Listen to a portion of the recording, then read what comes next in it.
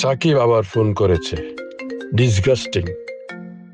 আমি জানি না আবার কোন বিষয়ে সে আমাকে বিরক্ত করবে।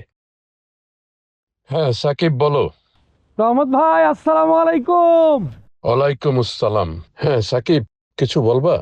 বড় ভাই, আপনার জন্য তো একটা অনেক বড় সুসংবাদ আছে। অবশ্যই আমি বুঝতে পারতেছি না যে এটা কি আপনার জন্য সুখবর নাকি দুঃসংবাদ। I am so busy. তোমার সাথে ইললজিক্যাল কোনো কথা বলার সময় আমার নাই। প্লিজ প্লিজ রহমত ভাই, ভাইনা লক্ষ্মী ভাই আমার, ফোনটা কাটবেন না।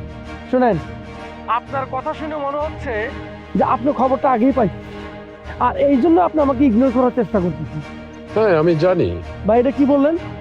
আপনি জানেন, মানে আপনি জানেন ব্যাপারটা, তারপর আপনি চুপ করে অস্ট্রেলিয়ায় বসে রয়েছে, আপনি বাংলাদেশে যান নাই। হ্যাঁ, আমি বাংলাদেশে যাব কেন?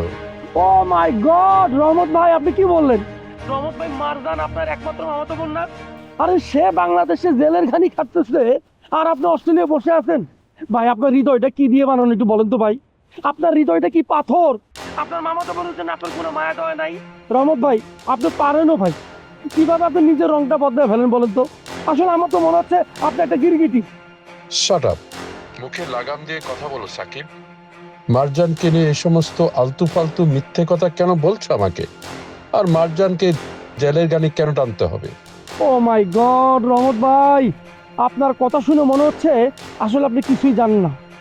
আপনি যদি আমাকে বিশ্বাস না হয়, বাংলাদেশে মারজানকে ফোন দেন, টানেল ওর জামাইকে ফোন দেন, ওই যে ফকিন্নির বাচ্চা, হ্যাঁ বরিশাল্লা, ওরে একটা ফোন দিয়ে আপনি জিজ্ঞেস করেন মারজান এখন কোথায় আছে, কি অবস্থায় আছে।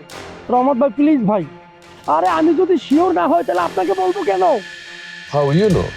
আরে ভাই, ওই যে মারজানের গ্রামে যে সেকেন্ড চেয়ারম্যান আছে না, ওই সেকেন্ড চেয়ারম্যানের সাথে আমার যোগাযোগ আছে। সে এই মাত্র ফোন দিয়ে জানাইলো সমস্ত কিছু।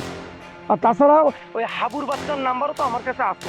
ওরে কল দিয়া যে আমি এমন ধোয়া ধুমু ভাই, আপনি কল্পনা করতে পারবেন না ভাই। আমার একমাত্র শিল্পপতি চাচার মেয়ে মারজান, কত স্বপ্ন ছিল মারজানের নিয়ে সুখের ঘর বাঁধবে, কিন্তু ওই ফকিন্নির বাচ্চা ওর ভুলে ভালে ওর প্রেমের জালে ফাঁসে ওরে এখন জেলখানার ঘানি কাটা দিচ্ছে। রহমত ভাই, আপনি ভাইবেন না ওই ফকিন্নির বাচ্চারা আমি এমনি এমনি ছেড়ে দেবো।